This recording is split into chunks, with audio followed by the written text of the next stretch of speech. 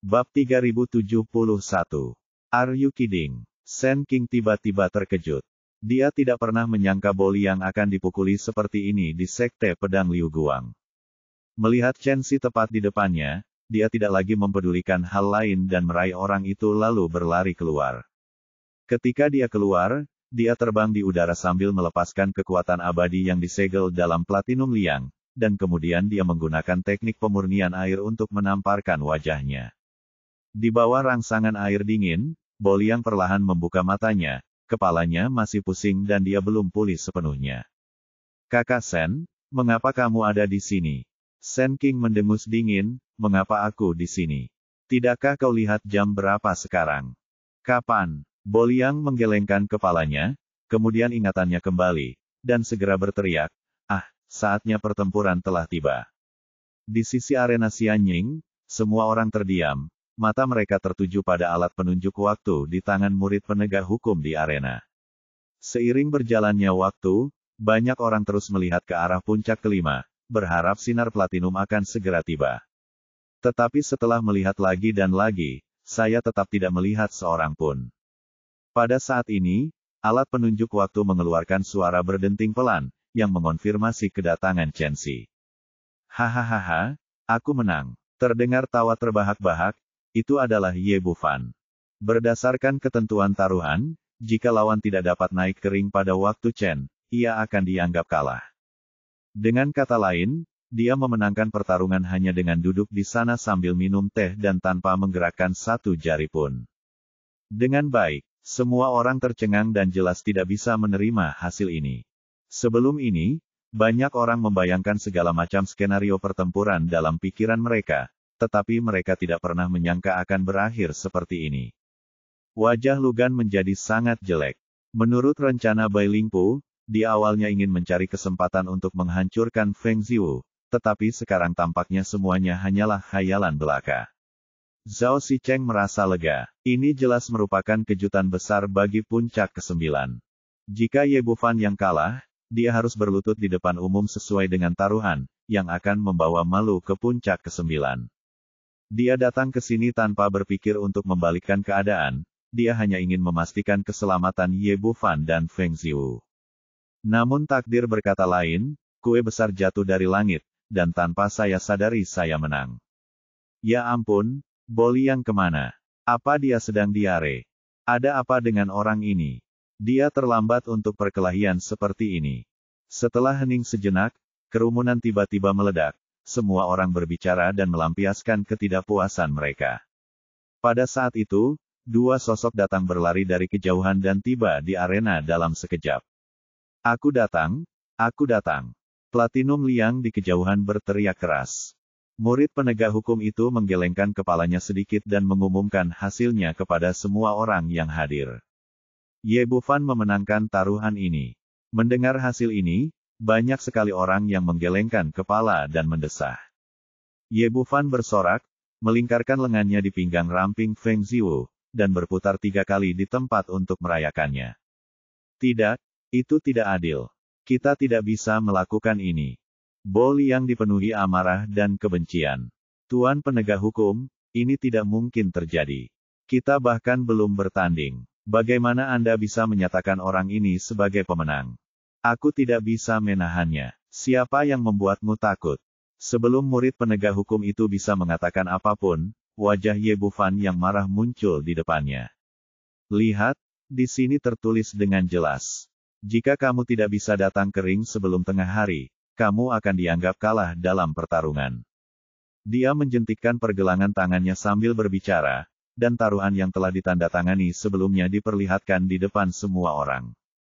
Bo Liang penuh dengan keengganan, tapi, aku hanya terlambat sedikit. Sedikit waktu sudah cukup. Ye Bufan berkata dengan nada bercanda, Saudara Bo Liang, saya memang takut, tetapi tidak ada yang perlu dipermalukan. Kenapa kamu berbohong dan memukul dirimu sendiri seperti ini? Kalau aku jadi kamu, aku pasti tidak akan memukulmu sekeras itu. Petik 2. Saya, Bo Liang sangat kesal hingga darahnya mendidih dan dia hampir muntah darah. Baiklah, berhenti berdebat. Aturan adalah aturan. Murid Balai Penegakan Hukum yang bertanggung jawab atas arena pahlawan abadi hari ini bernama Huang Yi, dan sikapnya sangat tegas. Aku terlambat untuk pertarungan Platinum Beam. Menurut peraturan, akulah yang seharusnya dinyatakan kalah. Tunggu sebentar. Sebelum Huang Yi bisa menyelesaikan kata-katanya, sosok Lu Gan melintas di depan semua orang. Meskipun pihak lain adalah manajer sekte luar puncak kelima, dia tidak takut karena status istimewanya sebagai murid Balai Penegakan Hukum. Huang Yi berkata dengan tenang, tidak rendah hati maupun sombong, "Manajer Lu, apa yang ingin Anda katakan?" Jika memang Boliang yang salah, seharusnya dia dinyatakan kalah sesuai perjanjian karena dia terlambat. Tapi lihatlah dia sekarang. Setelah Lu Gan selesai berbicara, dia mengangkat tangannya dan menunjuk ke arah Boliang. Ini jelas merupakan konspirasi seseorang, tujuannya adalah membuatnya datang terlambat ke pertandingan. Saya ingat aturan sekte tersebut dengan jelas menyatakan bahwa jika dua pihak sepakat untuk bertarung, jika pihak lain menggunakan cara yang tercela dan jahat, maka pihak lain harus dinilai sebagai pihak yang kalah. Petik 2. Setelah dia mengatakan ini, semua orang yang hadir terkejut. Boliang sudah linglung sejak bangun tidur, dan sekarang dia seperti baru saja bangun dari mimpi. Tidak ada gunanya mengkhawatirkan waktu, lagi pula, dia sudah terlambat. Jika kita mengubah sudutnya, hasilnya akan sangat berbeda. Dia segera berteriak, "Ya, manajer Lu benar, saya ditipu oleh Ye Bufan. Tadi malam, aku sedang berlatih di kamarku, tetapi seseorang menyelinap masuk dari belakang dan memukuliku dengan tongkat. Sampai akhirnya kakak senior Sen datang dan menyelamatkanku." Bahasa Indonesia, orang ini menceritakan seluruh kejadian dari awal hingga akhir, dan akhirnya berkata, "Meskipun aku tidak melihat siapa yang melakukannya, aku dapat menebak bahwa pastilah Ye Bufan yang melakukannya. Dia tidak bisa mengalahkanku di atas ring, jadi dia menyerangku terlebih dahulu dengan tujuan menunda pertandinganku." Petik 2. Fakta-faktanya ada di sana, dan penjelasannya masuk akal dan logis, menyebabkan semua orang di sana menganggukkan kepala. Di mata orang lain, ini kemungkinan besar adalah tujuan Ye Bufan, yaitu membuat pihak lain kalah tanpa bertarung. Huang Yi mengerutkan kening. Jika apa yang dikatakan pihak lain itu benar dan kebetulan berada dalam yurisdiksi Balai Penegakan Hukum, dia benar-benar tidak dapat membuat penilaian acak terhadap hasilnya. Dia menatap tajam ke arah Ye Bufan, "Apa yang ingin kau katakan? Apakah kau yang menyebabkan luka di tubuh Boliang?" "Tuan, apakah Anda yakin tidak bercanda?" Ye Bufan tersenyum, tidak menunjukkan rasa gugup sama sekali setelah ketahuan. Wajah Huang Yi menjadi gelap, "Omong kosong, aku adalah murid Balai Penegakan Hukum, bagaimana mungkin aku bisa bercanda denganmu?" "Begitukah? Kalau begitu aku tidak mengerti." Ye Bufan menunjuk hidungnya dan berkata, "Aku adalah murid terdaftar dari puncak ke-9. Aku baru saja naik selama 5 hari dan aku bahkan belum mengubah esensi sejatiku menjadi esensi abadi. Mengatakan bahwa aku sedang menyergap Void Immortal tingkat tengah, menurutku ini adalah sebuah lelucon yang takkan ada seorang pun yang mempercayainya, kan? Apakah menurutmu aku punya kemampuan itu?" Petik 2. Dengan baik. Setelah dia mengatakan ini, ekspresi semua orang berubah. Faktanya, memang benar, saat seorang kultivator menghadapi makhluk abadi, tidak peduli apakah itu konfrontasi langsung atau serangan diam-diam, tidak ada peluang untuk menang sama sekali. Terlebih lagi, menghadapi Void Immortal tahap tengah, kesenjangan kekuatannya terlalu besar. Tidaklah berlebihan jika dikatakan bahwa jika seorang kultivator tahap tengah Void Immortal bertarung dengannya selama 3 hari 3 malam, dia mungkin tidak akan dapat melukai sehelai rambut pun, apalagi dihajar hingga menjadi sinar platinum. Huang Yi mengangguk sedikit dan menoleh lagi, "Apalagi yang ingin kamu katakan?" Ekspresi Boliang membeku, dan dia benar-benar panik saat ini. "Yah, meskipun kultivasinya rendah, kita masih bisa menemukan orang lain. Bagaimanapun, dia pasti telah melakukan ini." Bab 3072, Penguasa Balai Penegakan Hukum. Lu Gan mengangguk dan berkata, "Benar sekali, beberapa hal mungkin tidak disebabkan oleh diri sendiri. Kalau begitu, katakan padaku, siapa yang kuminta untuk melakukannya?" Bahkan saat berhadapan dengan manajer sekte luar dari puncak kelima, Ye Bufan sama sekali tidak sopan. Saya baru saja naik ke surga selama 5 hari, dan saya juga murid terdaftar sekte tersebut. Menurutmu di mana saya bisa menemukan seorang guru untuk membunuh seorang dewa kekosongan tingkat menengah?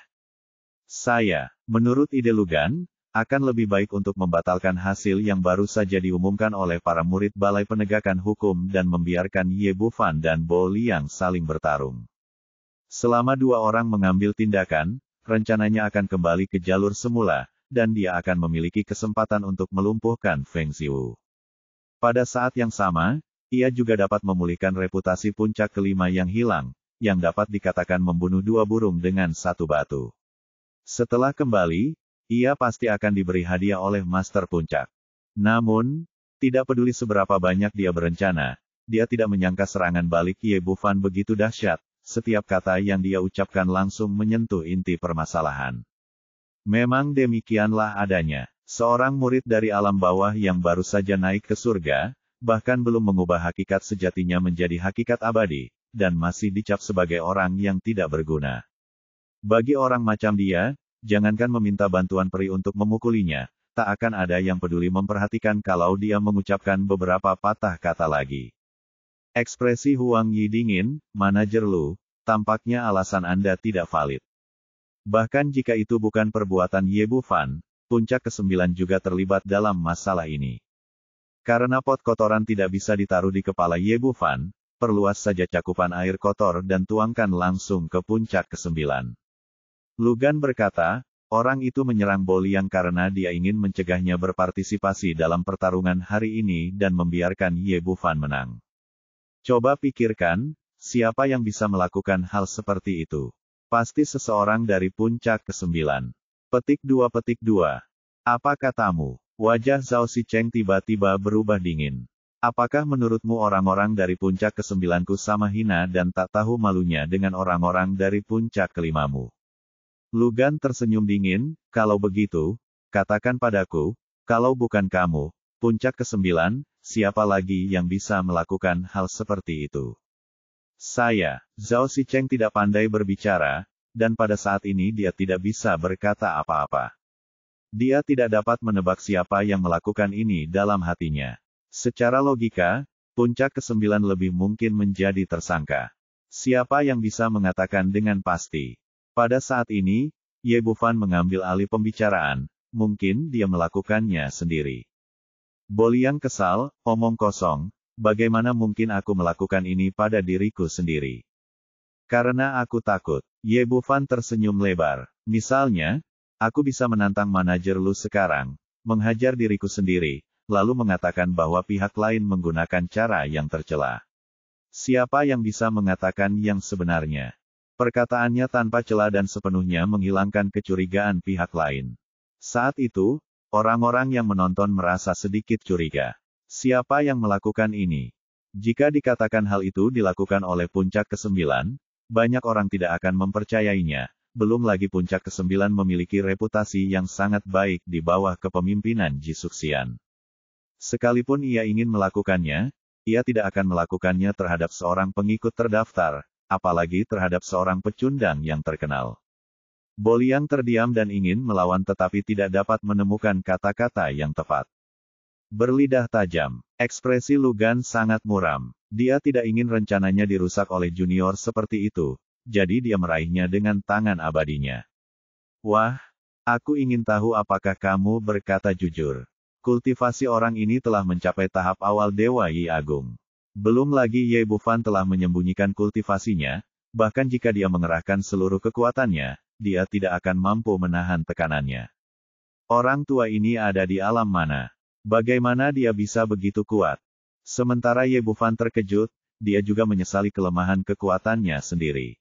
Tampaknya cara terbaik adalah meningkatkan kultivasinya secepat mungkin. Apa yang kau lakukan? Apakah kau pikir tidak ada seorang pun di puncak ke-9ku? Pada saat ini, tangan besar lain yang penuh energi sejati mencengkeram dari udara, dan orang yang muncul adalah Zhao Sicheng. Dia tidak licik seperti Rugan, tapi kekuatannya sama bagusnya. Ketika dua tangan Zhen Yuan saling bertabrakan, Tiba-tiba terdengar suara teredam yang mengguncang bumi. Kemudian kedua pria itu mundur secara terpisah, masing-masing mundur 7 atau 8 langkah. Pertarungan antara dua Dewa Yi Agung itu begitu mengerikan sehingga aura kekerasan mereka langsung mengejutkan para murid di sekitarnya dan membuat mereka mundur berkali-kali. Ini adalah hasil dari mereka berdua yang sengaja menahan diri. Senyum dingin muncul di wajah Lu Gan. Zhao Zicheng, apa yang akan kamu lakukan? Apakah kamu akan berperang dengan puncak kelimaku? Ayo bertarung. Apakah menurutmu aku, puncak ke-9, takut padamu? Suasana di antara kedua manajer itu menjadi semakin tegang, dan murid-murid yang lain juga waspada, dengan niat membunuh, dan tampaknya pertempuran kelompok akan segera dimulai. Hentikan, apa yang sedang kamu lakukan? Huang Yi berteriak keras, namun sayang dia hanyalah seorang murid tingkat rendah dari Balai Penegakan Hukum, dan tak berguna di hadapan dua manajer yang geram itu. Ye Bufan sedikit bingung. Dia hanya ingin memanfaatkan kesempatan ini untuk mendapatkan sedikit esensi abadi, tetapi dia tidak menyangka hal itu akan menyebabkan keributan besar. Biarkan saja dia bertarung, dia tidak merasa bisa ikut campur dalam masalah seperti itu, dan dia tidak ingin memperlihatkan kekuatannya yang sebenarnya. Dia memegang tangan Feng Ziwu dan bersiap untuk bersembunyi di belakang Huang Yi. Pada saat ini, sebuah suara tua dan agung terdengar dari udara, siapapun yang berani menggerakkan jari, aku akan membunuhnya segera.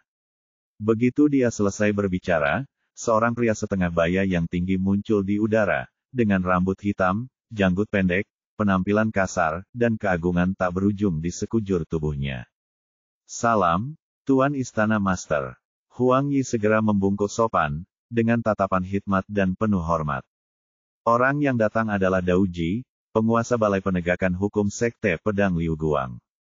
Orang yang paling bergengsi di seluruh Sekte Pedang Liu Guang adalah pemimpin sekte, dan di bawah pemimpin sekte, orang yang paling ditakuti semua orang adalah penguasa Aula Penegakan Hukum.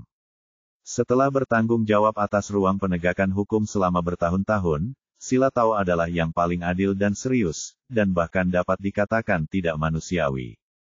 Karena itu, para murid dari seluruh Sekte Pedang Liu Guang semuanya takut berbicara.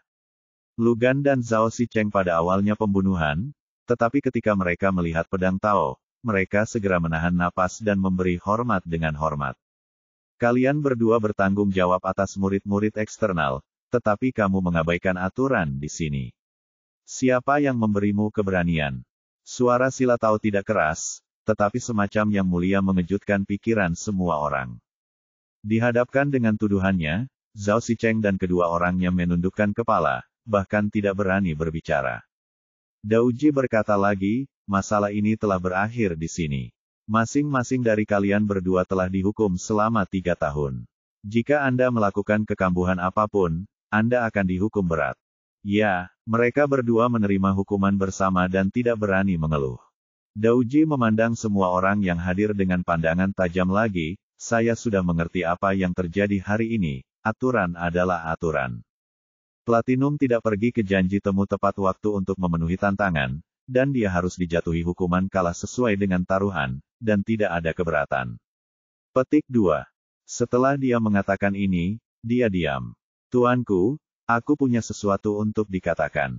Lu Gan berdiri, dan saat Dao Ji muncul, dia tahu bahwa rencana hari ini benar-benar terpotong, tetapi dia tidak menyerah. Apa lagi yang harus kamu katakan?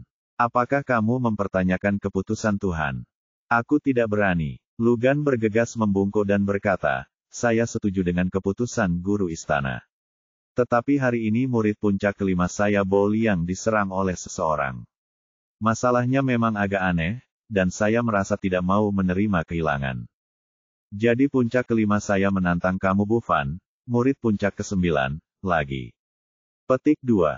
Begitu dia mengatakan ini, Bo Liang buru-buru berkata, itu benar, murid tidak pernah bertarung dengan saudara junior Ye.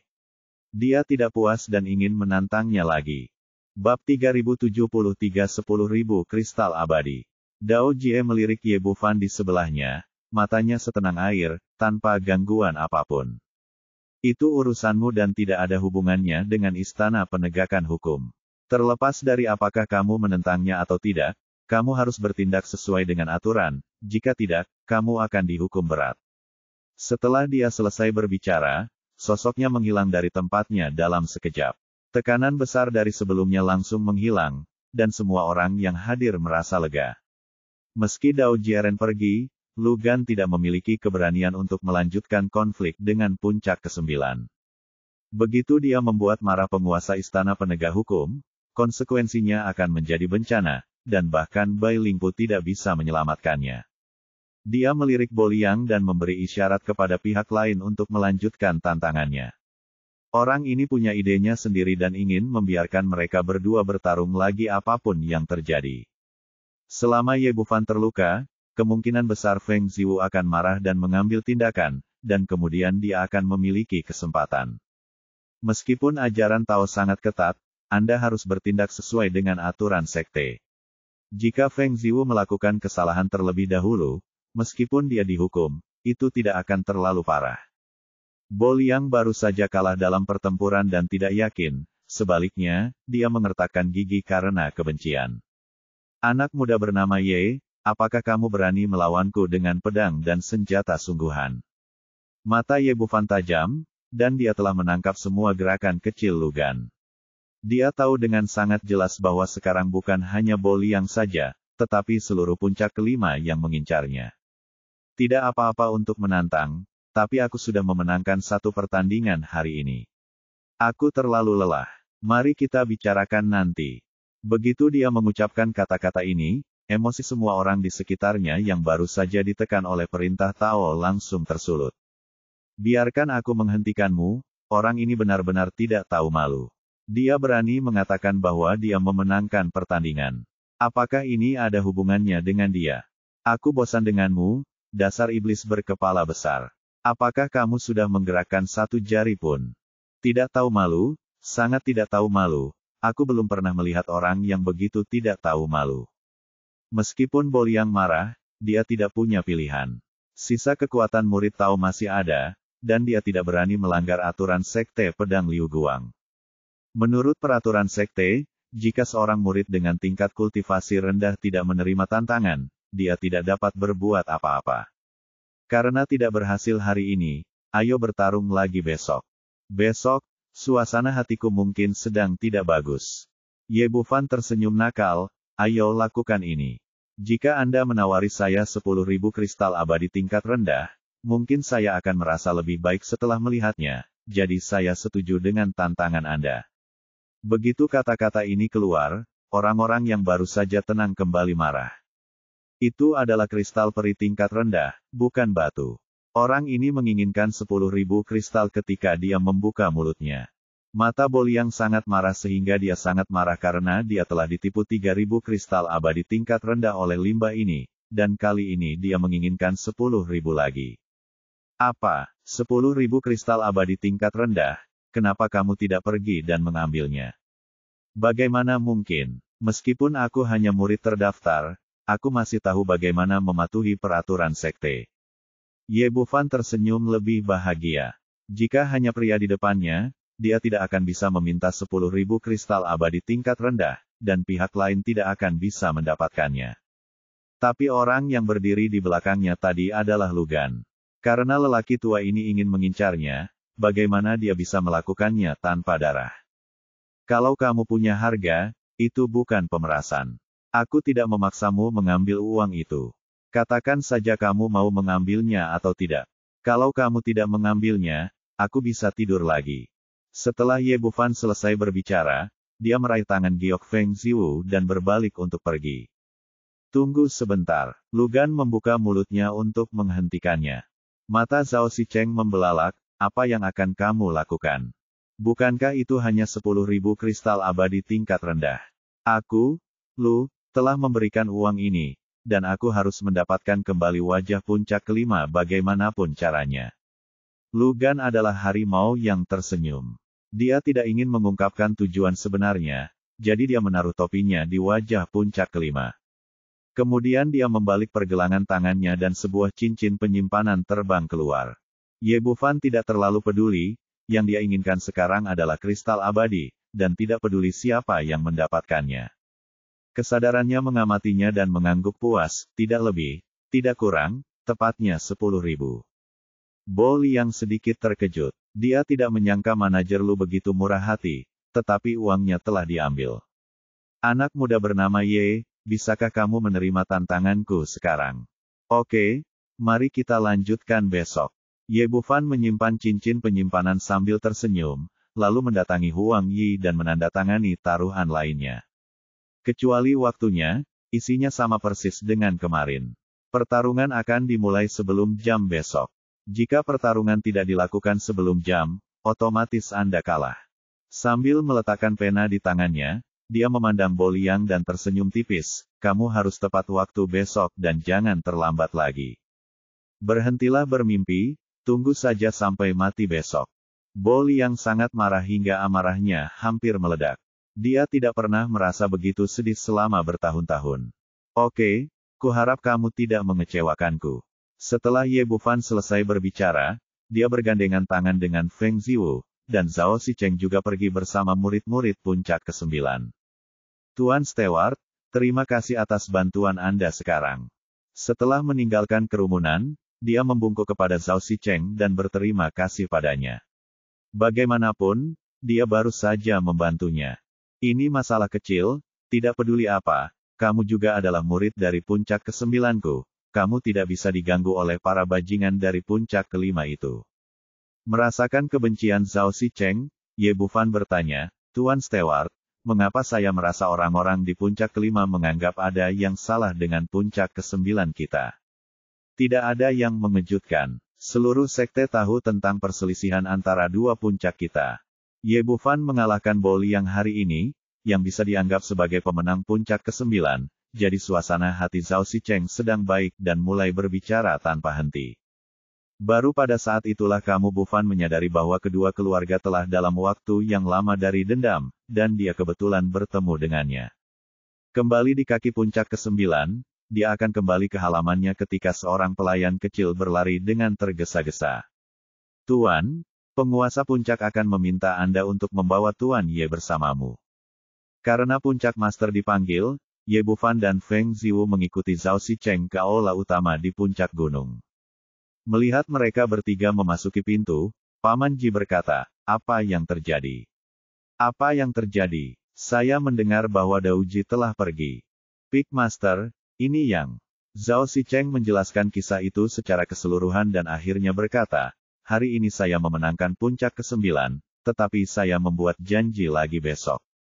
Berbicara tentang ini, sedikit kekhawatiran melintas melalui ekspresinya, jelas dia tidak optimis tentang pertempuran besok. Ji Suxian mengangguk dan matanya jatuh pada kamu Bufan, seberapa yakin kamu yakin tentang pertempuran besok? Tidak yakin. Kamu Bufan menggelengkan kepalanya, lalu dipenuhi dengan kemarahan yang benar. Meskipun muridnya tidak yakin, dia adalah anggota dari puncak ke-9, dan dia tidak bisa membiarkan puncak ke-5 naik di kepalanya, apapun yang terjadi. Besok, murid-murid saya akan berjuang sampai mati, dan bahkan jika mereka mati dalam pertempuran, mereka tidak akan lebih lemah dari puncak ke-9 saya. Petik 2. Melihatnya seperti ini, Paman Ji sedikit mengangguk, dan ekspresi kekaguman melintas di matanya. Ya, seperti inilah yang seharusnya menjadi abadi. Lalu dia bertanya, apakah orang yang menyerang kulit platinum kemarin terkait denganmu? Tidak. Kamu Bufan menggelengkan kepalanya dengan kuat, aku baru saja datang ke sekte dan tidak memiliki kekuatan atau koneksi. Saya diberitahu bahwa Platinum melakukan banyak hal buruk, dan membalas dendam kepada saya, dan saya kebetulan terkena dampaknya. Petik 2. Bab 3074 Kecantikan Pria. Itu mungkin saja. Ji Suxian mengangguk. Di matanya, Ye Bufan tidak mampu melakukannya sendiri dan tidak mampu meminta bantuan orang lain. Jadi masalah ini kemungkinan besar adalah masalah Bo Liang sendiri. Baiklah, kamu kembali dulu. Dia masih punya hal lain untuk didiskusikan dengan Zhao Sicheng, jadi dia melambaikan tangannya dan meminta keduanya meninggalkan aula. Setelah meninggalkan rumah, Feng Ziwu berkata dengan sedikit khawatir, Xiao Fan, apa yang harus kita lakukan kali ini? Bagaimana kamu akan menghadapi pertempuran yang menentukan besok? Dia tentu saja tidak khawatir Ye Bufan akan kalah dari Bo Liang, Tetapi sekarang perhatian sekte itu semakin kuat, dan jika dia tidak berhati-hati, kultivasinya yang tersembunyi akan terungkap.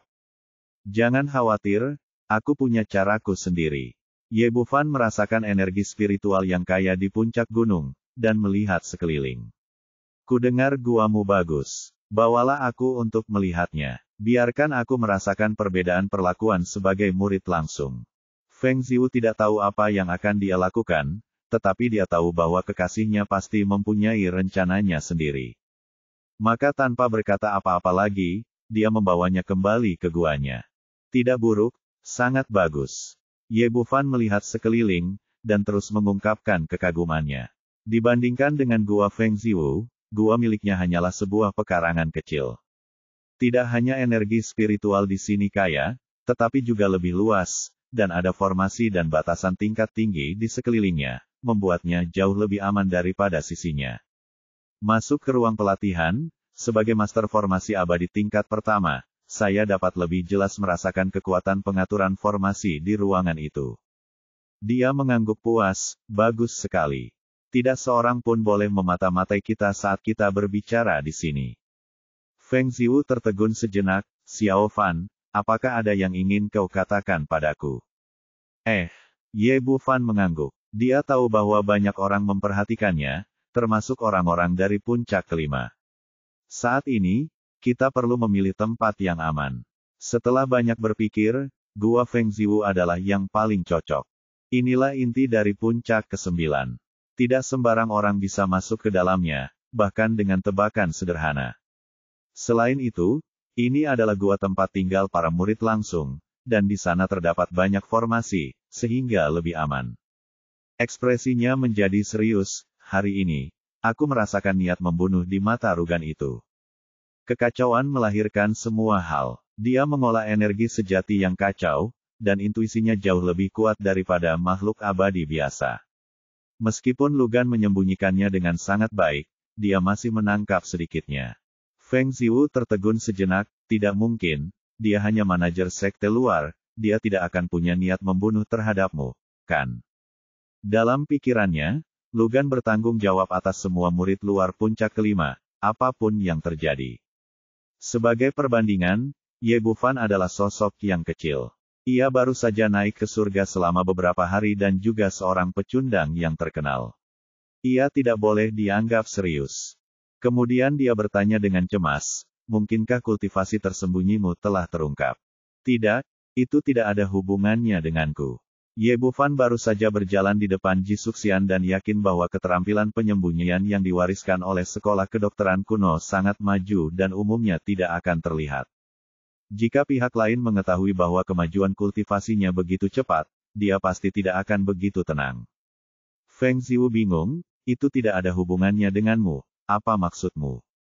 Ye Bufan berkata, niat membunuhnya ditujukan padamu. Untuk menargetkanku, ini tidak mungkin. Kan? Feng Ziu menggelengkan kepalanya berulang kali, aku sekarang adalah tubuh roh pedang bintang 8. Jika boleh sedikit sombong, seluruh sekte sangat menghargaiku. Bagaimana mungkin dia punya nyali untuk menyerangku? Sebelumnya saya agak bingung, tetapi sekarang saya sedikit mengerti. Ye Bufan berkata, kami baru di sini dan tidak tahu situasi sekte pedang Liu Guang. Saya baru saja mendengar dari manajer Zhao bahwa puncak kelima dan puncak ke-9 telah lama berselisih. Dalam kasus ini, ada penjelasan yang lebih baik. Jika kamu, seorang murid berbakat, tumbuh dengan cepat, itu pasti bukan hal yang baik bagi puncak kelima, jadi wajar jika mereka ingin membunuhmu. Petik 2. Feng Ziu masih merasa agak tidak percaya, tetapi bagaimanapun juga, itu adalah pertikaian internal dalam sekte. Mereka tidak akan berani bertindak terlalu jauh. Kau benar, mereka tidak berani melakukannya secara terbuka, tetapi mereka berani melakukan trik kotor secara diam-diam. Ye Bufan berkata, bayangkan saja, jika aku benar-benar seorang kultivator tingkat atas yang belum mampu mengubah esensi abadi, apa yang akan terjadi padaku setelah aku kalah? Feng Ziu mengerutkan kening, orang itu berpikiran sempit, dia tidak akan membiarkanmu pergi dengan mudah. Dia pasti akan mempermalukanmu terlebih dahulu dan kemudian menyiksamu. Bahkan jika dia tidak ingin membunuhmu, dia pasti tidak akan bersikap lunak padamu. Ye Bufan berkata lagi, jika memang begitu, apa yang akan kamu lakukan? Aku akan memenggal kepalanya dengan satu pukulan. Ekspresi Feng Ziwu tiba-tiba berubah saat dia mengatakan ini. Maksudmu, Lu Gan sedang menungguku untuk bergerak. Dia sebenarnya wanita yang sangat cerdas. Setelah menganalisis masalah dengan saksama, dia segera menemukan kunci masalahnya. Itu benar, Ye Bufan berkata, pihak lain seharusnya sudah memperhitungkan ini sejak lama, jadi dia mengungkap niat membunuhnya. Justru karena targetmu adalah kamu tidak akan menyerah begitu saja dan lebih suka memberiku 10.000 kristal abadi tingkat rendah. Petik 2. Ekspresi Feng Ziwu tampak muram, bajingan-bajingan di puncak kelima itu benar-benar berbahaya. Ye Bufan mencium keningnya dan berkata, aku senang kamu tahu. Lain kali, berhati-hatilah. Jangan khawatir tentang hal itu sekarang. Aku tahu, kamu juga harus berhati-hati. Jangan khawatir, mereka jauh dari mampu berkomplot melawanku. Setelah Ye Bufan selesai berbicara, dia melemparkan Feng Ziwu ke tempat tidur besar di belakangnya, dan mereka berdua mulai berlatih dengan tekun lagi. Ketika malam mendekat, dia meninggalkan gua Feng Ziwu dan kembali ke kediamannya. Setelah memasuki pintu, tidak ada yang lain, jadi saya langsung pergi ke kamar mandi untuk mandi. Bagaimanapun, hal buruk ini adalah seorang biarawan. Apakah perlu mencuci begitu keras? Di kamar penatua yang hebat, Hua Bingyu meludah dengan keras. Dia penuh dengan rasa ingin tahu tentang janji kamu Bufan ke puncak kelima taruhan, dan ingin melihat bagaimana murid yang tidak berguna ini ingin menghadapinya dan apakah itu ada hubungannya dengan serangan menyelinap tadi malam. Karena itu, setelah meninggalkan Xianying, Hua Bingyu telah diam-diam melacak dan menjelajahi dengan perasaan spiritualnya. Tapi kemudian kamu Bufan memasuki gua Feng Ziwu dan tiba-tiba mengisolasi pikiran ilahinya. Awalnya, dengan tingkat budidaya yang kuat, ia dapat menembus larangan di sini, tetapi ia pasti akan diperhatikan oleh Paman Jisian.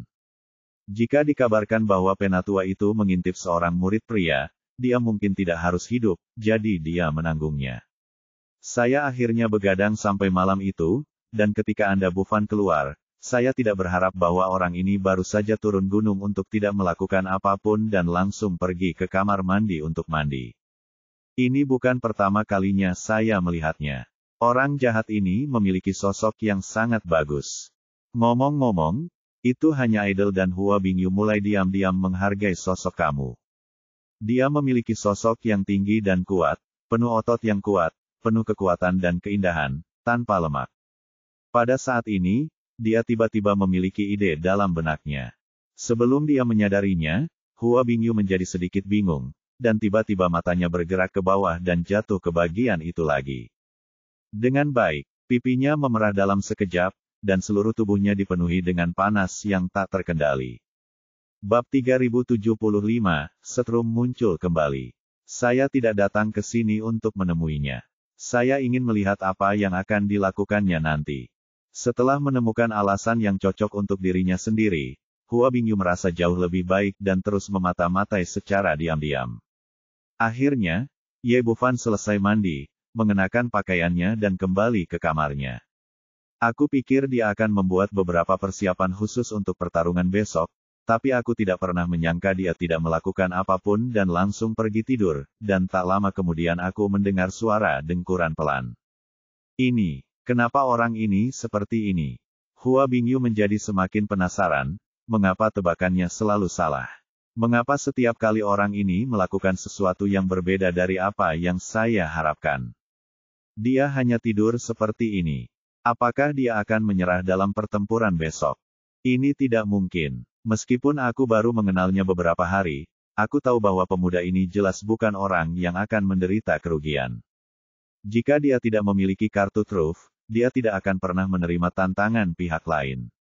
Bagaimanapun, inisiatif untuk menerima atau tidak sepenuhnya ada di tangannya.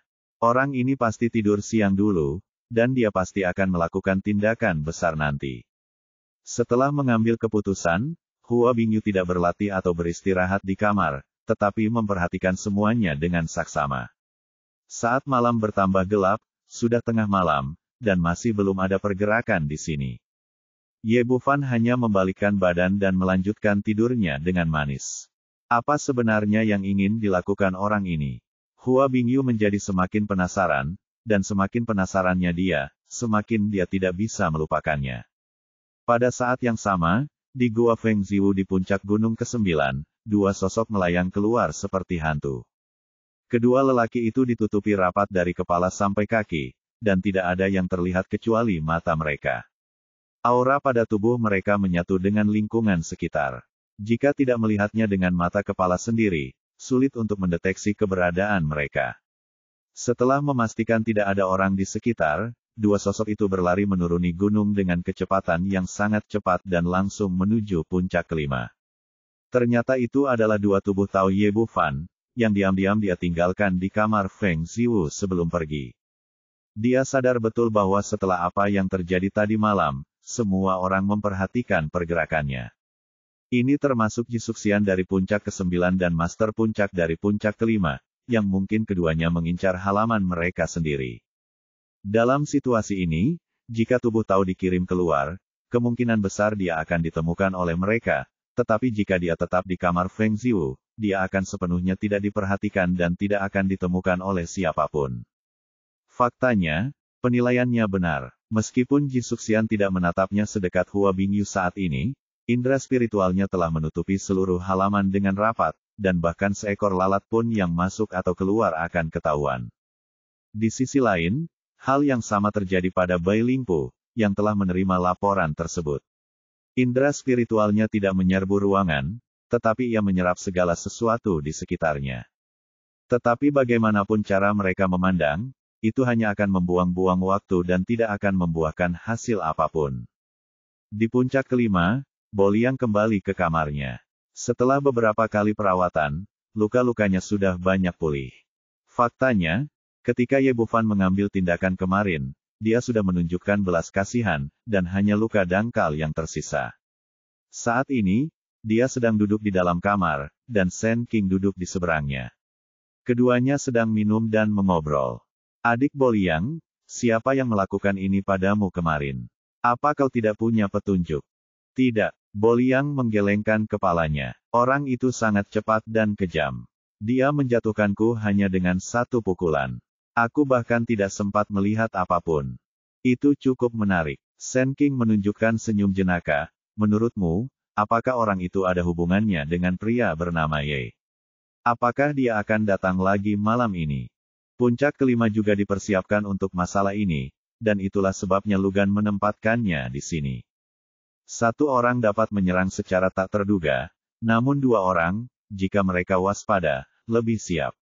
Jika dia datang lagi hari ini, aku akan memastikan dia tidak akan pernah kembali.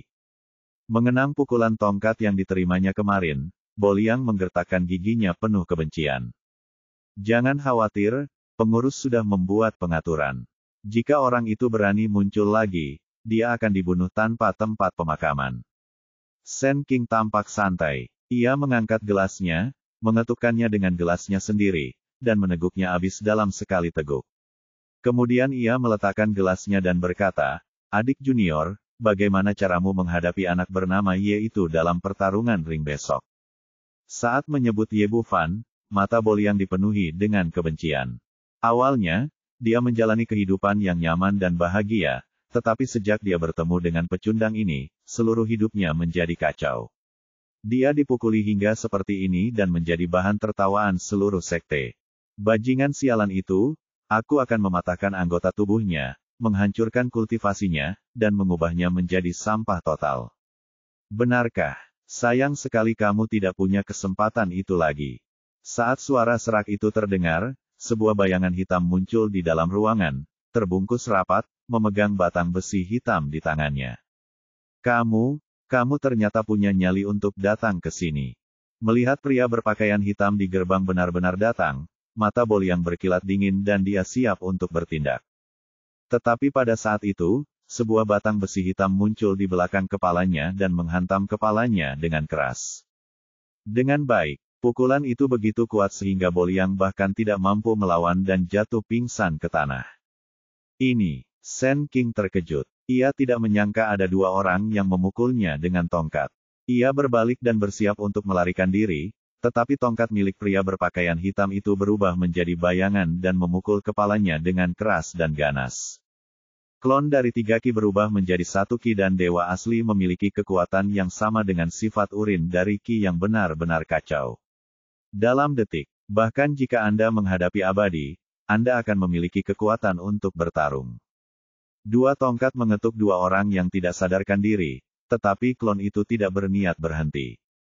Awalnya, dia masih berbelas kasih kepada Bo Liang demi dia karena dia juga seorang murid sekte pedang Liu Guang. Tetapi ketika saya mendengar bahwa orang ini sangat ganas di dalam, kedua klon mengambil tindakan seperti kilat, dan mereka membagi pekerjaan dan bekerja sama. Yang satu mengulurkan tangan dan menyambar cincin penyimpanan Sen King, sementara yang lain mengangkat tangannya dan jatuh, mematahkan semua anggota badan Platinum Liang, dan kemudian menyodok tongkat lain di dantian. Akar abadi-abadi disembunyikan di dantian, dan mereka benar-benar dihancurkan, dan mereka ditakdirkan untuk tidak lagi dalam penanaman keabadian dalam kehidupan ini. Sangat berbahaya untuk mengambil tindakan di bawah hidung puncak kelima, sehingga kedua klon mengambil tindakan dengan sangat cepat tanpa hambatan. Setelah melakukan semua ini, sosok itu melintas dan menghilang ke dalam kekosongan. Di sebuah bangunan kecil yang tidak jauh, Lu Gan, manajer pintu luar, memegang teh di tangannya dan perlahan-lahan mencicipi teh. Seorang pria parubaya yang kurus duduk di seberangnya, Mao Jie, wakil manajer pintu luar puncak kelima.